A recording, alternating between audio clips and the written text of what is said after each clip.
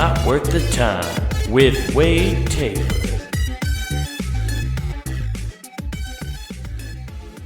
What's up, everybody? Welcome back to Not Worth the Time. We're here. We're doing it. It's already been 2 weeks. I feel like this podcast just sneaks up on everybody. Not just me recording it, but just even you people. Like, you just kind of forget it exists for a while. And then all of a sudden, if you're subscribed to it, you just see this download come and you go, shit, it's been 2 weeks. I've accomplished nothing in those 2 weeks. That's how I feel most of the time. Every time I get ready to sit down, I'm like, oh, I got to cut a little bit before I record it. No, you don't have any time. It's happening. It's coming fast and furious. You think every 2 weeks isn't a log? Doing this stuff and getting older has just warped the perception of time and reality, you guys. 2 weeks used to be an eternity. Now it doesn't. It's not long enough. It just goes on forever. It's if you got a jam-packed schedule, man. Anytime you got a jam-packed schedule, you are just in it, right? And a 2 week span can go like that. But if you have nothing to do, it feels like an eternity. Like when I went to Salt Lake earlier this year, I was hanging around. It was like my vacation, just hanging out with the buddies that I knew from there and staying out there and doing comedy and having a good time, you know. Yeah. Out there for a week, when I had nothing else to do, I had to find a way to fill time. Man, that's when time creeps on you, man. Trying to fill time when you don't have anything else to do is burn in. But I filled my time this weekend, guys. Ooh, boy, did I have a fun one. It was a good weekend. I got to have my first patio beer of the year. I'm a little behind on the patio beer. There's something just so rewarding about drinking a beer on a patio. It is one of life's simplest pleasures, man. It's just the absolute, it's the best, dude.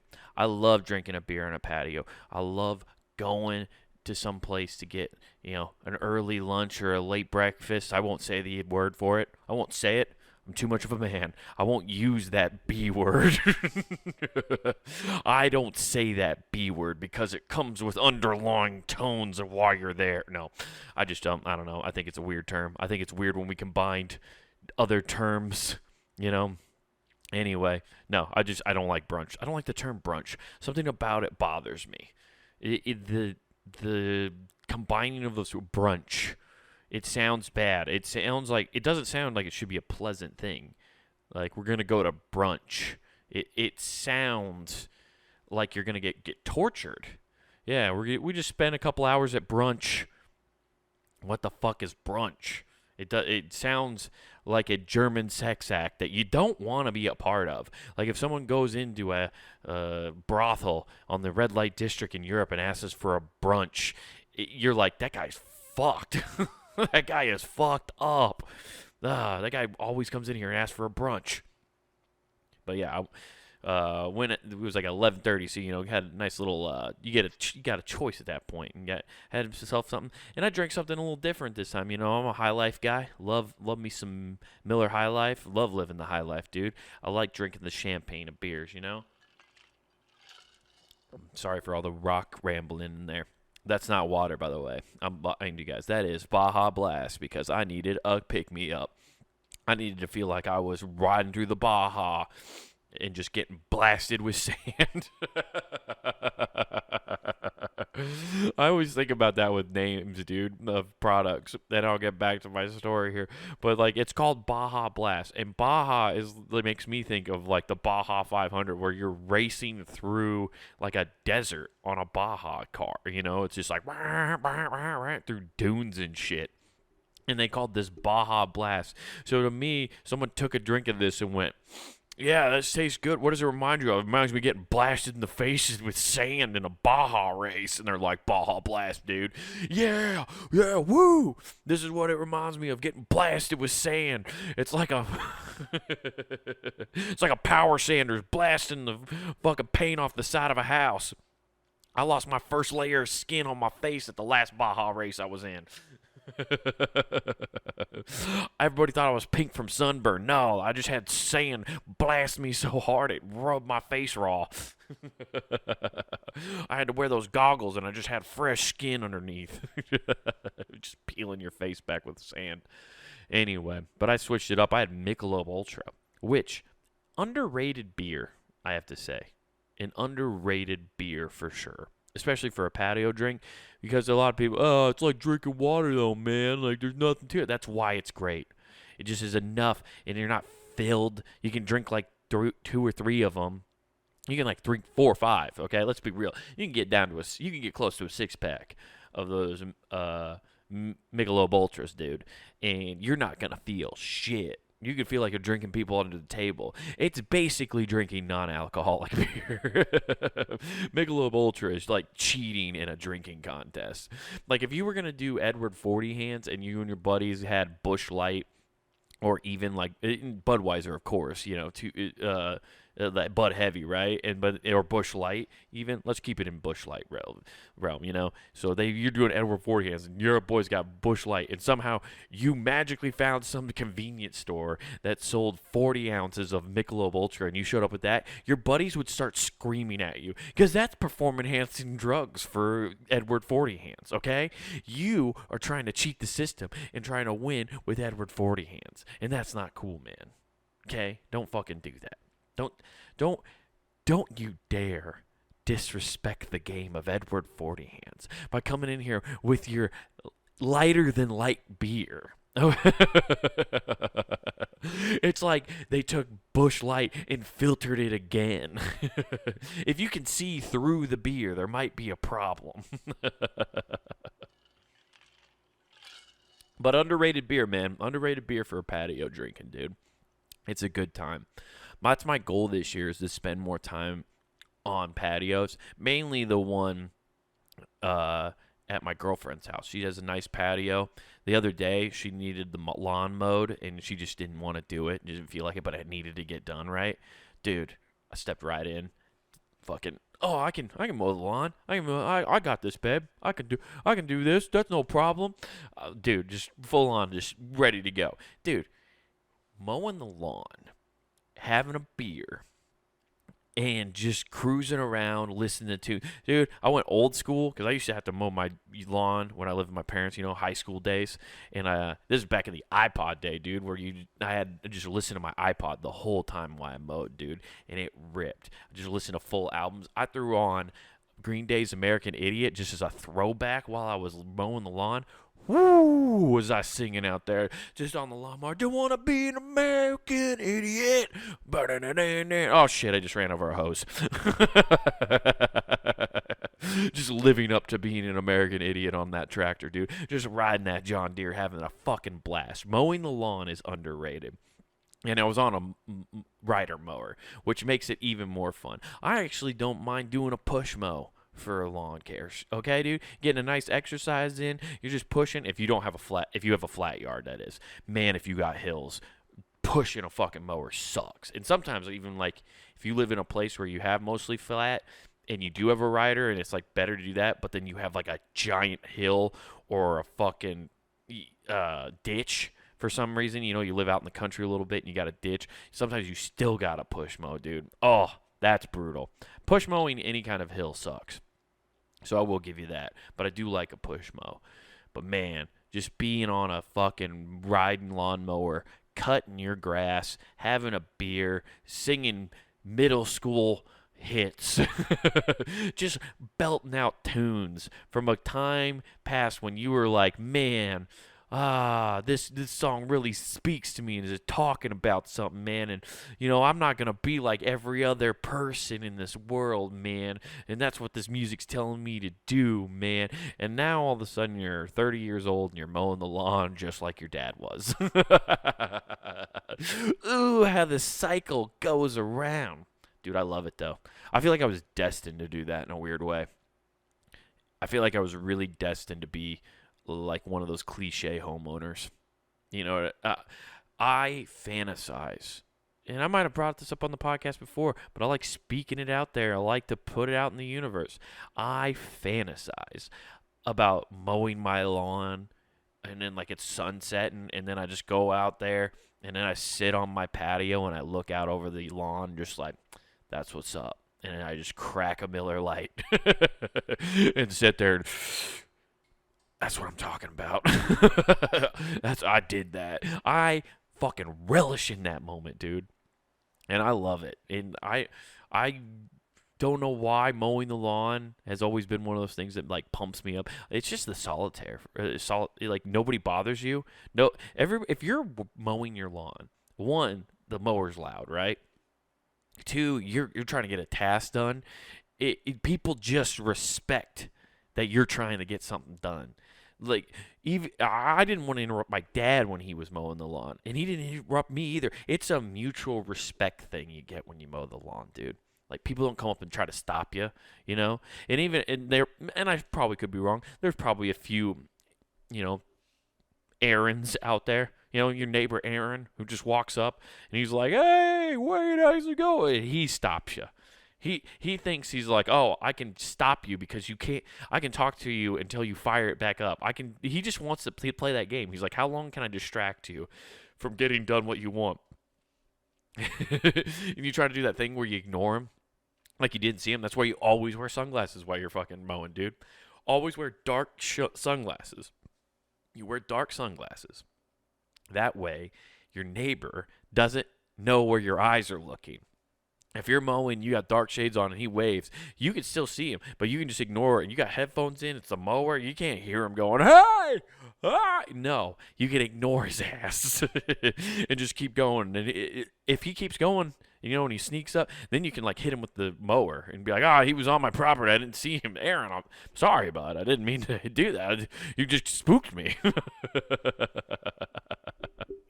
But that's why you wear dark shades. You can avoid eye contact and just keep going. Fuck, I don't want to talk to that guy. I gotta get this done. The ball game's on. I bet there's a lot of dads now. If you're really into baseball, right? If you're like I am, there's definitely guys, especially with the way technology is now. They save the lawn mowing time to watch games or big events in the summer. It's the perfect move. You want to listen or watch the game, you can, there's all sorts of gadgets now to just like magnetically stick your phone on it. You just put that on the front of the fucking mower and you just turn it sideways. You got your earbuds in and you're just watching the game while you're doing it. And no one's going to come out and bother you. You're getting the lawn mowed, but you're just also watching the Padres versus the Braves. I want to see who games this. This is going to affect the race. This affects the pennant race, babe. Okay? I have to get this watched. I guarantee that's happening all the time now. Guys just know, like, it's going to take me an hour and a half to mow the lawn, and I can watch an hour and a half of sports uninterrupted. I just have to deal with the sound of a giant motor blaring behind me. Fantastic, dude. Yeah, being a homeowner, man, I fantasize about that shit. You can do whatever you want. That's the great part. Is like it's your house. You can do whatever you want unless you live in an HOA and those Nazis tell you what you can and can't do with your place. There are things you can't do with your house, right? And that brings me to the thing I found this week. Guys, I brought another news article this week because this one was too crazy not to bring up. This is great. I don't know if anybody got hurt, and I hope they didn't, but this headline made it just like, I just had to bring it up to the podcast.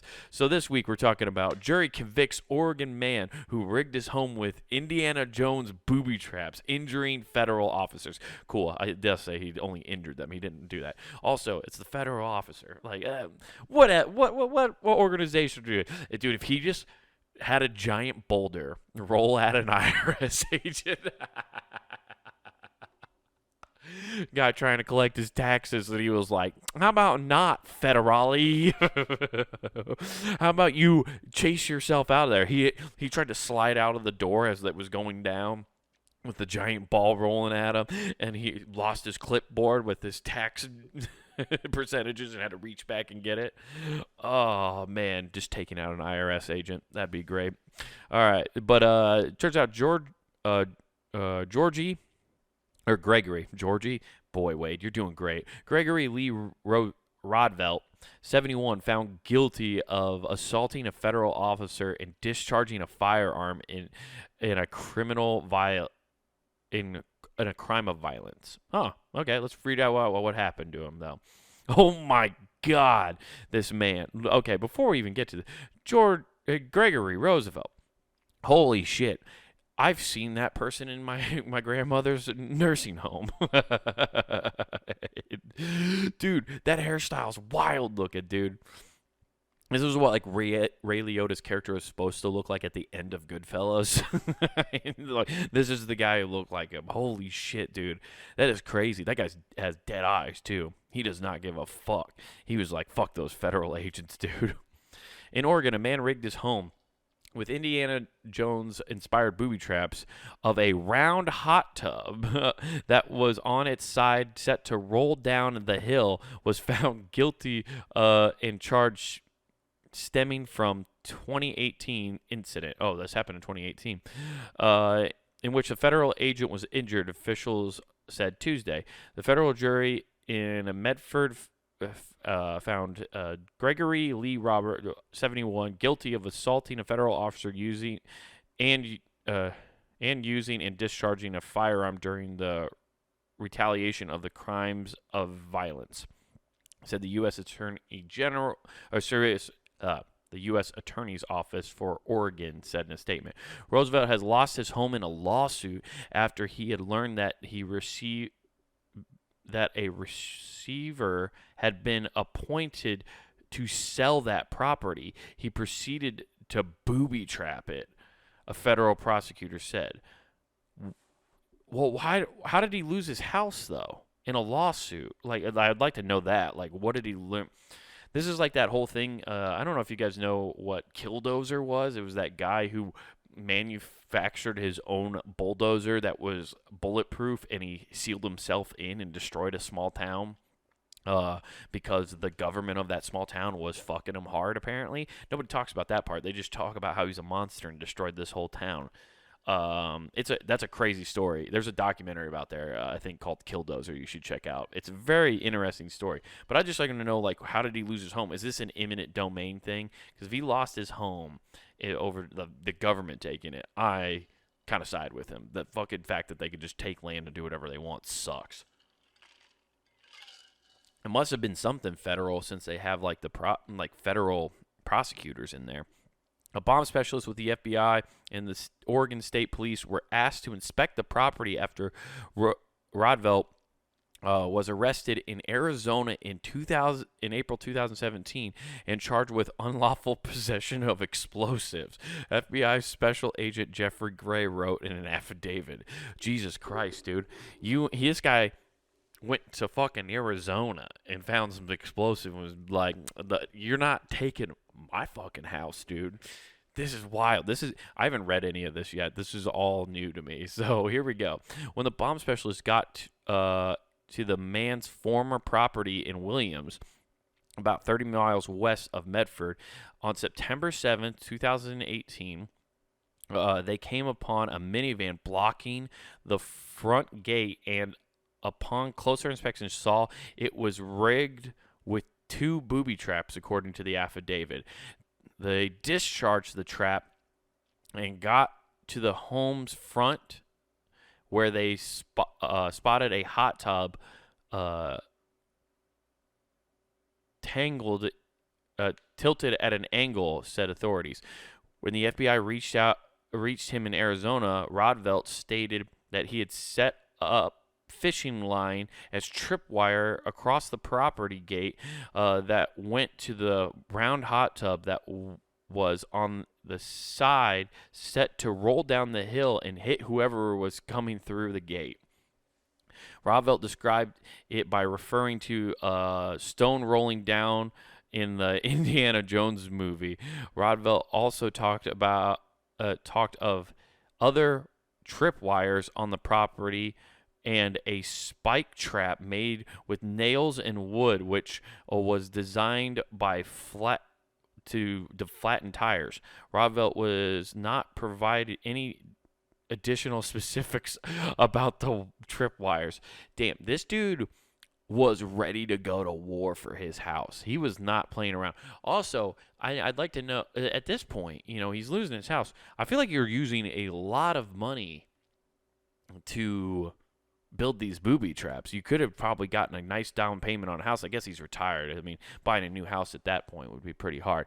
And also, I guess getting a used round hot tub isn't as bad as you think it is.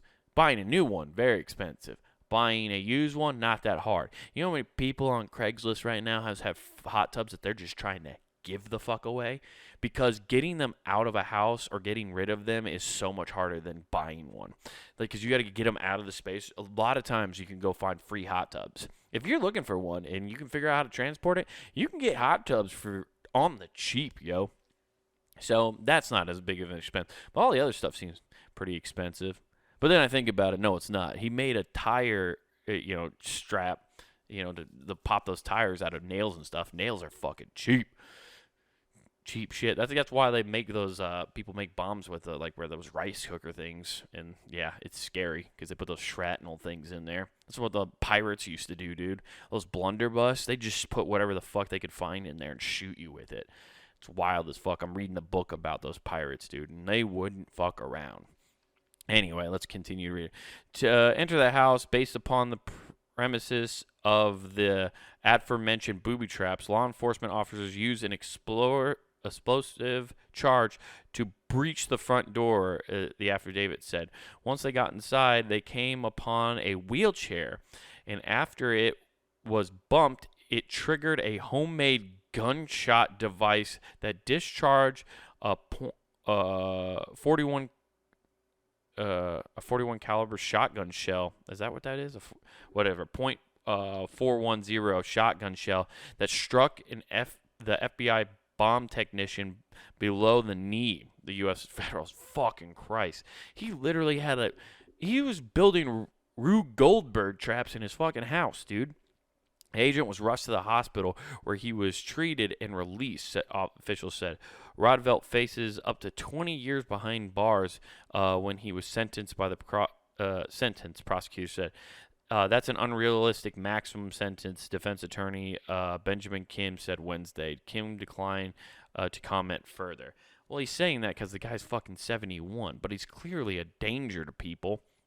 He's clearly having some kind of psychotic issue or whatever.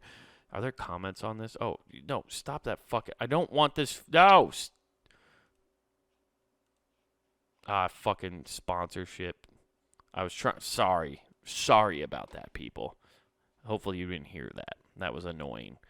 But, yeah, I was trying to see if there was comments. They used to have comments under news articles, and it was a lot of fun. Remember when the internet was fun? They used to let us say weird shit? Oh, man. Well, that was a good one, though. That's a wild story, man. That's an example of, like, if you have a house, it doesn't mean you can do whatever you want with it. You can't put in booby traps because then things happen, and bad people build that. I want to know what else he was involved in. He's got to have more of a rap sheet, I feel like. He's got to have some longer criminal record. That can't be just because your house is getting taken from you. Unless you really like that house. It was the perfect layout, raised his kids there. He had a bunch of good memories, and they're just trying to take it away from him. I'd like to know what the lawsuit was, why he lost the house. That's what I would like to know. But I'm not going to look into it. It's not my job. They should have put it in the article.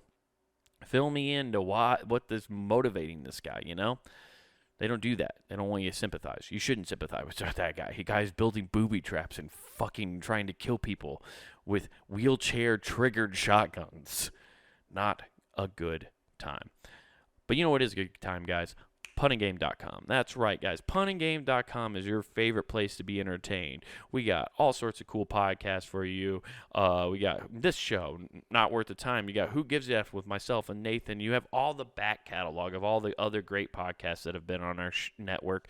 You can check all those out at puntinggame.com. So go over there and check that out. And if you want to watch this show, or see some stand-up clips and just laugh and just hours and hours of content, go over to youtube.com. and search Comic Wade Taylor. Comic Wade Taylor is where you can find the video version of this podcast and Who Gives a F and see all that stuff and weekly clips of my stand-up that I've been putting out recently, guys. Thank you for everyone who's been joining the YouTube and liking all those videos. Really appreciate that. It helps. Share it with some people if you think it's going to be something they like. Just want to bring it to people and have them enjoy it, and hopefully maybe brighten some people's day with some jokes.